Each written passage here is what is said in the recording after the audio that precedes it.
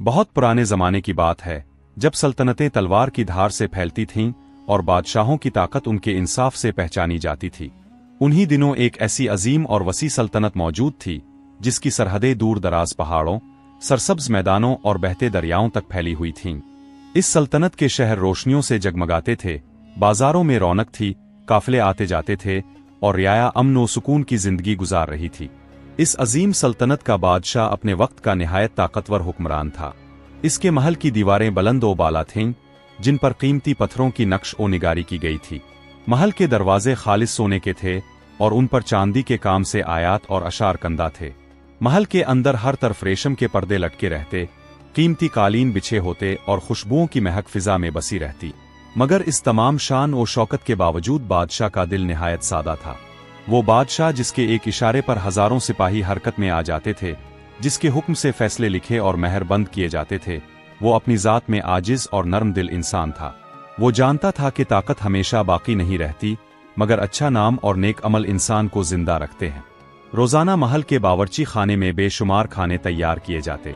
सुबह नाश्ते से लेकर रात के खाने तक कीमती मसालों से भरे पकवान, नायाब परिंदों का गोश्त, दूर दराज इलाकों से मंगवाए गए फल और सोने चांदी के बर्तनों में सजी हुई मिठाइयाँ पेश की जाती। लेकिन हैरत की बात यह थी कि बादशाह अक्सर उन तमाम लजीज और कीमती खानों से मुंह मोड़ लेता। सरसों का साग। ये सुनकर दरबार में मौजूद वज़रा, उमरा और खादिम एक दूसरे को देखने लगते। उनके लिए ये बात नाकाबिले यकीन थी कि एक ऐसा बादशाह जिसके सामने दुनिया की हर नेमत हाजिर हो, वो एक सादा साग को तरजीह दे। कई दरबारी दिल ही दिल में हंसते और कहते, ये तो गरीबों का खाना है, बादशाह को इसकी क्या जरूरत। अक्सर वो अकेला महल की छत पर जा बैठता, जहां से इसे दूर तक खेत नजर आते। हवा में सरसों के फूलों की हल्की सी खुशबू आती तो इसके दिल में एक अजीब सा सुकून उतर जाता। वो आंखें बंद करके माजी में खो जाता, इस जमाने में जब वो बादशाह नहीं था, सिर्फ एक आम सा लड़का था।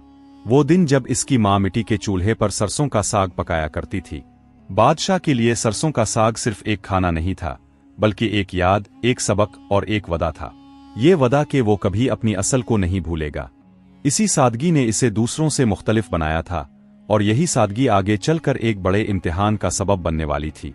महल की बुलंद फसीलों के अंदर बैठा बादशाह अक्सर माजी की गलियों में भटक जाता। जब भी सरसों के साग की खुशबू इसके सामने आती, इसकी आंखों के सामने बचपन की तस्वीरें घूमने लगती। वो तस्वीरें जिनमें ना सोना था, ना चांदी, ना ताज, ना तख्त, बस एक छोटा सा घर, मिट्टी का आंगन और माँ की ममता।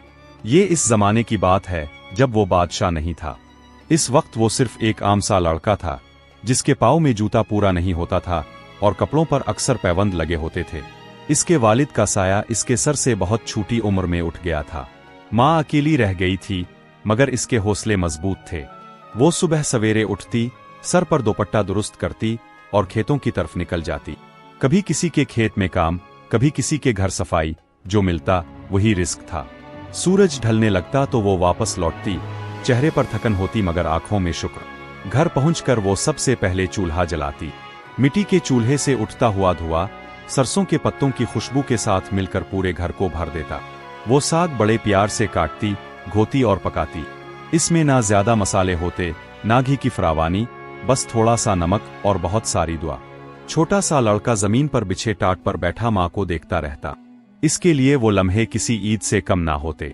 जब साग तैयार होता, माँ रोटी के छोटे छोटे टुकड़े बनाकर इसके सामने रख देती, और अगर कभी ज्यादा हो जाए तो शुक्र करना ना भूलना। ये अल्फाज लड़के के दिल में नक्श हो गए। माँ इसके सर पर हाथ फेर कर कहती, बेटा, अमीर वो नहीं जिसके पास सोना हो, अमीर वो है जो दिल से मुतमईन हो। ये सादा बातें, ये मामूली से जुमले इसकी पूरी जिंदगी का सरमाया बन गए। एक रात ऐसी भी आई जब घर में सिर्फ थोड़ा सा साग बचा था। माँ ने अपना हिस्सा बच्चे को दे दिया और खुद पानी पीकर सो गई। इस रात इसने दिल में एक वदा किया, अगर अल्लाह ने कभी मुझे ताकत दी तो मैं किसी को भूखा नहीं सोने दूंगा। किस्मत ने करवट ली। वही लड़का हालात के बहाव में महल तक पहुंच गया और फिर एक दिन तख्त पर बैठा, मगर इसके दिल में माँ की वो बातें आज भी जिंदा थीं। इसीलिए जब वो बादशाह बना तो इसने फैसला किया कि वो ताज पहन लेगा मगर गुरूर नहीं। वो तख्त पर बैठेगा मगर लोगों के दिलों से दूर नहीं जाएगा। और यही वजह थी कि आज भी शाही दस्तरखान पर बैठकर वो सोने के बर्तनों को नजरअंदाज करके सिर्फ सरसों का साग मांगता था। क्योंकि इस साग में इसे अपनी माँ की मोहब्बत, अपनी मिट्टी की खुशबू और अपनी असल पहचान नजर आती थी। मगर दरबार के सब लोग इस हकीकत को समझ नहीं पा रहे थे। कुछ के दिलों में सवाल उठने लगे थे और कुछ के दिलों में हसद। यही सवाल और हसद आगे चलकर एक नए तूफान की बुनियाद बनने वाले थे। दरबार हमेशा की तरह सजा हुआ था। संगमरमर के सतूनों पर रोशनी पड़ रही थी, फर्श पर बिछे कालीन नरम थे और दीवारों पर आवेज़ां चिराग हल्की हल्की रोशनी बखेर रहे थे। वुज़रा, उमरा और दरबारी अपनी अपनी जगहों पर मौजूद थे, मगर आज फिजा में एक अजीब सी बेचैनी थी। वजह सिर्फ एक थी, सरसों का साग। जब शाही बावर्ची ने ऐलान किया कि आज भी बादशाह के लिए सरसों का साग तैयार किया गया है, तो कई चेहरों पर नागवारी साफ दिखाई देने लगी। कुछ ने आंखों ही आंखों में एक दूसरे को इशारे किए और कुछ ने होंठ भींचकर खामोशी इख्तियार कर ली। दरबार के एक मगरूर अमीर ने धीमी आवाज में कहा, यह दरबार है या किसी गरीब की बैठक? बादशाह को यह ज़ेब नहीं देता कि वो ऐसा खाना पसंद करे। एक और वजीर ने फौरन बात बढ़ाई, अगर बादशाह खुद सादगी अपनाएगा तो अवाम हमसे भी यही तवक्को रखेगी, फिर हमारी शान, हमारी पहचान क्या रह जाएगी? ये सरगोशियां आहिस्ता आहिस्ता फैलने लगे, जैसे चिंगारी हुआ पाकर आग बन जाए। बादशाह ये सब देख और सुन रहा था, मगर उसने जाहिर नहीं होने दिया। वो जानता था कि सच्चाई अक्सर लोगों को नागवार गुजरती है और सादगी गुरूर को सबसे ज्यादा चुभती है। इसी दिन एक अहम इजलास बुलाया गया। बादशाह ने तख्त पर बैठकर निहायत सुकून से कहा, मैं चाहता हूं कि दरबार और रियाया के दरमियान कोई दीवार ना रहे। जो खाना अवाम खाती है वही खाना मुझे भी पसंद है। ये सुनकर कई वज़रा के चेहरे लाल हो गए। एक वजीर ने हिम्मत करके कहा, जहां पना, ये बात ठीक है, मगर बादशाह की शान भी कोई चीज होती है। सादगी अच्छी है, मगर हद से ज्यादा नहीं। दरबार में खामोशी छा गई। बादशाह ने गहरी नजर इस वजीर पर डाली और कहा, शान लिबास और खाने से नहीं, इंसाफ और किरदार से होती है। ये अल्फाज तलवार की तरह दिलों में उतर गए, मगर गुरूर आसानी से हार मानने वाला नहीं होता। इसी रात चंद नाराज दरबारी एक खुफिया कमरे में जमा हुए। चिराग की मध्यम रोशनी में इनके चेहरे सख्त और आंखें बेचैन नजर आ रही थीं। उन्होंने तय किया कि बादशाह की इस आदत को खत्म करना होगा। एक ने कहा, अगर बादशाह खुद इस साग से उगता जाए तो ये मसला खुद ही हल हो जाएगा। दूसरे ने फौरन सवाल किया, मगर कैसे? कमरे में खामोशी छा गई। फिर एक शख्स ने आहिस्ता से कहा, बावर्ची। सब एक दूसरे की तरफ देखने लगे। शाही बावर्ची एक गरीब मगर मेहनती इंसान था। वो बरसों से महल में काम कर रहा था और अपनी ईमानदारी के लिए मशहूर था। मगर गुर्बत इंसान को कमजोर बना देती है और यही कमजोरी साजिश का पहला दरवाजा बन गई। दरबारियों ने उसे बिलाकर सोने के सके इसके सामने रख दिए। कहा, बस एक दिन के लिए साग में जरा सा नमक ज्यादा डाल देना, न कोई नुकसान होगा, न किसी को खबर। बावर्ची के हाथ कांप गए। इसके दिल में खौफ भी था और लालच भी। उसने जिंदगी में इतना सोना कभी एक साथ नहीं देखा था। उसने अपनी फटी हुई झोंपड़ी, बीमार बीवी और भूखे बच्चों का ख्याल किया। कुछ लम्हों की खामोशी के बाद उसने सर झुका लिया। साजिश का पहला कदम उठ चुका था, मगर जिस बात से वो सब बेखबर थे वो ये थी कि ये सिर्फ बादशाह के जायके का इम्तिहान नहीं था, ये इंसानियत, शुक्र और सच्चाई का इम्तिहान था। और ये इम्तिहान अभी खत्म नहीं हुआ था। वो दिन आम दिनों जैसा नहीं था। सुबह से ही महल के माहौल में एक अजीब सी खामोशी थी, जैसे दीवारें भी किसी आने वाले वाक़ये का इंतजार कर रही हों। आसमान पर बादल हल्के हल्के तीर रहे थे और ठंडी हवा में सरसों के पत्तों की हल्की सी खुशबू शामिल थी। शाही बावर्ची खाने में गैर मामूली गहमा गहमी थी। बड़े बड़े देगचे चूल्हों पर रखे थे, आग धीमी आंच पर जल रही थी और बावर्ची खामोशी से सरसों के पत्तों को काट रहे थे। मगर आज शाही बावर्ची के हाथ कांप रहे थे। اس کی آنکھوں کے سامنے سونے کے سکے گھوم رہے تھے اور دل میں بچوں کی بھوکی صورتیں۔ اس نے نمک کا ڈبہ اٹھایا، ایک لمحہ رکا، پھر سازش کی یاد آتے ہی معمول سے کہیں زیادہ نمک دیگچی میں ڈال دیا۔ دیگچی میں الفابلتی ساگ نے جیسے ایک سرد آہ بھری۔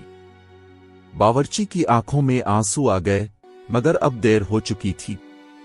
دربار میں دسترخوان بچھایا گیا، سونے چاندی کے برتن سجے، مگر درمیان میں رکھا ہوا سرسوں کا ساگ سادہ مٹی کے پیالے میں تھا، بادشاہ کی خاص فرمائش پر۔ درباریوں کے دل تیز دھڑک رہے تھے، سب کی نظریں بادشاہ کے چہرے پر جمی تھیں۔ بادشاہ نے دعا پڑھی، چمچ اٹھایا اور ساگ کا پہلا نوالا منہ میں رکھا۔ ذائقہ فوراً بدل گیا، نمک کی تیزی زبان کو چبھ گئی، مگر بادشاہ کے چہرے پر کوئی شکن نہ آئی۔ اس نے چمچ آہستہ سے رکھا، آنکھیں بند کیں اور چند لمحے خاموش رہا۔ دربار میں سانسیں رک گئیں۔ بادشاہ نے آنکھیں کھولیں اور نرم آواز میں کہا، آج کا ساگ عام دنوں سے مختلف ہے۔ درباریوں کے دل اچھل پڑے، مگر پھر بادشاہ نے مسکرا کر بات جاری رکھی، مگر زندگی بھی تو ہر دن ایک جیسی نہیں ہوتی، کبھی نمک زیادہ، کبھی کم، کبھی خوشی، کبھی آزمائش۔ اصل بات یہ ہے کہ انسان ہر حال میں شکر ادا کرے۔ یہ سن کر کئی چہرے شرمندگی سے جھک گئے۔ بادشاہ نے دوبارہ ساگ کھانا شروع کر دیا۔ ہر نوالے کے ساتھ وہ ماضی کے دن یاد کرتا رہا، ماں کے ہاتھ کا ساگ، عقیقے کی راتیں، اور وہ وعدہ جو اس نے اللہ سے کیا تھا۔ دوسری طرف شاہی باورچی کا دل پھٹنے کو تھا، وہ یہ سب برداشت نہ کر سکا۔ اس کی آنکھوں سے آنسو بہنے لگے اور وہ دربار کے بیچوں بیچ گھٹنوں کے بل بیٹھ گیا۔